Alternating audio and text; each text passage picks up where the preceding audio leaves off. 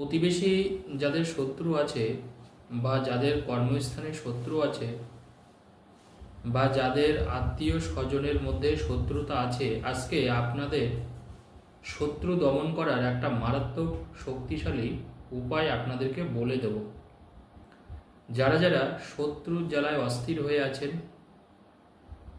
শত্রু আপনাকে নানাভাবে চেপে ধরেছে, শত্রু আপনাকে ক্ষতি করার চেষ্টা করছে, শত্রু মোট কথা আপনাকে অনেক দিক থেকেই কিন্তু ঘিরে ধরেছে, কিন্তু আপনি কোনো কিছু করতে পারছেন না। আপনি শত্রুর বিরুদ্ধে গিয়ে কিছু করতে পারছেন না। তার কারণ হচ্ছে আপনার থেকে শত্রু অনেক শক্তিশালী। সে গোপনে গোপনে আপনাকে হয়তো ক্ষতি করছে বা প্রকাশ্যে কিছু করছে না। অনেক ক্ষেত্রে এই শত্রুরাই কিন্তু আপনার উপরে তন্ত্র মন্ত্র কালাজাদু প্রয়োগ করছে। তাতে করে দেখা যাচ্ছে আপনার শরীর স্বাস্থ্যের উপরে কিন্তু একটা ব্যাপক নেগেটিভ প্রভাব পড়ছে। আপনি মাঝে মাঝে শারীরিকভাবেও কিন্তু অসুস্থ হয়ে পড়ছেন। এই যে শত্রুরা পিছনে লাগে, জানবেন এটা কিন্তু অত্যন্ত খারাপ। একটা মানুষের জীবনে যখন শত্রুরা বারবার তাকে চেপে ধরে, তাকে ক্ষতি করার জন্যে বারবার করে যখন চিন্তা করতে থাকে, জানবেন তখন সেই মানুষটা কিন্তু ভীষণ ক্ষতিগ্রস্ত হয়। সেই মানুষটার কিন্তু অনেকটা কিন্তু ক্ষতি হয়ে যায়। আমাদের কিন্তু এই শত্রুর হাত থেকে বাঁচতে হবে। আজকে যে উপায়টা আমি বলে দেব, জীবনে কখনো কোনো শত্রু আপনাকে আর কোনো ক্ষতি করতে পারবে না। অনেকে ভীষণ ভেঙে পড়েন, ভীষণ ডিপ্রেশনের শিকার হয়ে যান এই শত্রুদের জন্যে। তার কারণ হচ্ছে একটাই, যে শত্রুরা যদি আবার কোনো ক্ষতি আপনাকে করে দেয়, তাহলে হয়তো উঠে দাঁড়ানোর শক্তিটাও আপনার মধ্যে থাকবে না। দেখুন, এটা তো সত্যি যে কিছু মানুষ আছে যারা কিন্তু অত্যন্ত ক্ষতিকারক হয়। তারা অন্যের ভালো সহ্য করতে পারে না। আপনি হয়তো কষ্ট করছেন, পরিশ্রম করছেন, সেটা দেখে তারা কিন্তু জ্বলছে। তারা মোটেই এটাকে কিন্তু ভালোভাবে নিচ্ছে না। তারা সবসময় চেষ্টা করে যাচ্ছে, প্রতিনিয়ত কাজ করছে আপনার সাংঘাতিকভাবে যাতে ক্ষতি হয়। শত্রুরা দেখুন বিভিন্ন জায়গায় থাকতে পারে, আমি আগেই বললাম শুরুতেই। প্রতিবেশী হয় অনেকের মারাত্মক শত্রু, টিকতে দেয় না, বাড়িতেই টিকতে দেয় না, পায়ে পা বাঁধিয়ে ঝগড়া করে, ক্ষতি করে তন্ত্রমন্ত্র করে। আবার অনেকের কাজের জায়গাতে আছে, বিভিন্ন জায়গায় আছে। তো যারা যারা মোট কথা আপনার ক্ষতি করছে, আপনারা যেটা করবেন সেটা হচ্ছে সকালবেলায় ঘুম থেকে উঠে, মনে রাখবেন, সকালবেলায় ঘুম থেকে উঠে আপনার দুই পায়ের তলায় যে ধুলোটা থাকবে সেই ধুলোটা একটু নেবেন। দেখুন, এখন তো সবার বাড়ি মোটামুটি তো বিশেষ করে মেঝে তো কংক্রিটের পাকা, সেই অর্থে দেখুন আমরা ধুলো পাবো না। মাটি কাদা তো আর আগের মতন আছে, গ্রাম্যগায় অবশ্যই আছে, তবে শহর কেন্দ্রিক অঞ্চলগুলোতে দেখা যাচ্ছে অনেকে এখন মেঝেটা পাকা করে দিচ্ছে বাড়ির। তো স্বাভাবিকভাবে দেখুন আমরা তো ঝাড়ু দিই।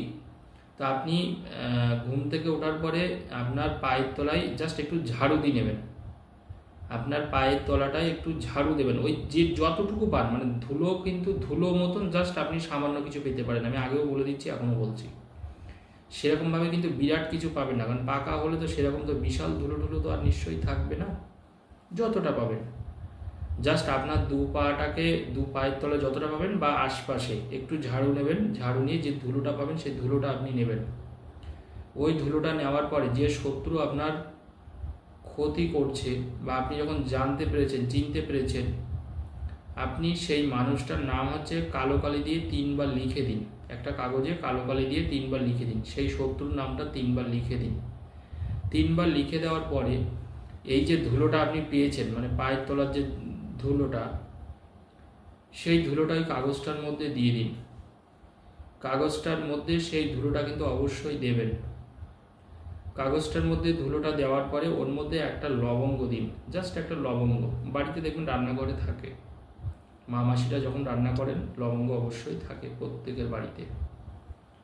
একটা লবঙ্গ, গোটা লবঙ্গ, ভাঙবেন না, কাটবেন না, গোটা লবঙ্গ কাগজটার মধ্যে আপনি দিয়ে দেবেন। একটা গোটা লবঙ্গ ধরেই আপনি দিয়ে দেবেন।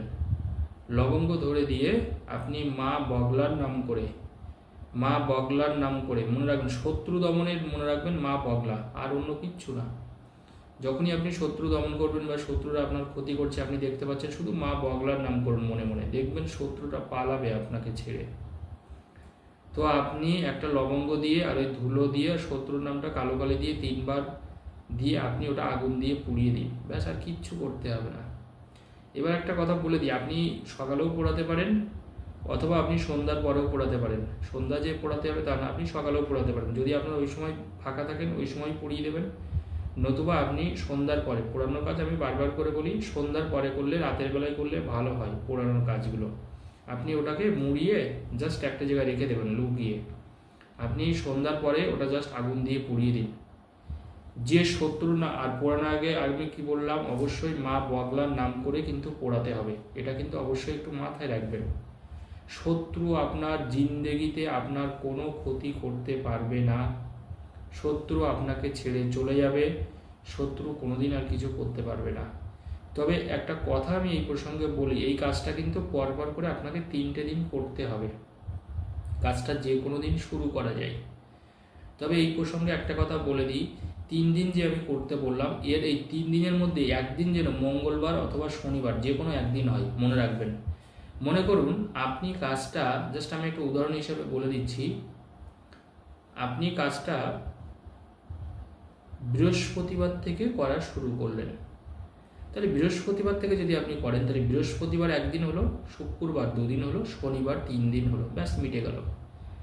আমি 3 দিন আপনাদের করতে বলেছি। এবার দেখুন আপনি 2 দিন হয়তো আগে করেছেন, এবার আপনার পরের দিন হয়তো মঙ্গলবার বা শনিবার নেই, তখন আপনি আর করবেন না। ধরুন আপনি যদি কাজটা বুধবার থেকে করেন, তাহলে বুধবার একদিন, বৃহস্পতিবার একদিন, শুক্রবার কিন্তু 3 দিন হচ্ছে। আপনি শুক্রবারটা অ্যাভয়েড করবেন, শুক্রবারটা করবেন না, আপনি শুক্রবারটা বাদ দিয়ে শনিবারটা করবেন, তাহলে আপনার 3 দিন হয়ে যাচ্ছে। এবার ধরুন আপনি কেউ রবিবার থেকে করছে, হবে হোক না, রবিবার একদিন করবেন, সোমবার একদিন করবেন, মঙ্গলবার 3 দিন হয়ে গেল। মোট কথা আপনাকে 3টে দিনই পোড়াবেন, তাহলে শত্রু একেবারে শেষ হয়ে যাবে। শত্রু আর কখনো উঁচু হয়ে আপনার দিকে তাকাবে না, ক্ষতিও করতে পারবে না।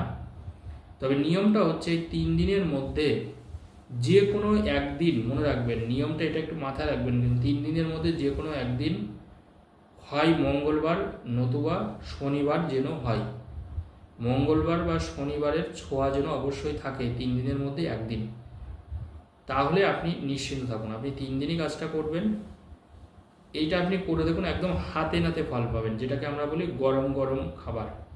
আপনি করুন এটা, অবশ্যই আপনার মানে পরিশ্রম বিফলে যাবে না, এটুকু বলি। শত্রু যত বড়ই হোক না কেন, শত্রু কিন্তু একদম পুরো দমন হয়ে যাবে, এইটুকু বলতে পারি। ধন্যবাদ।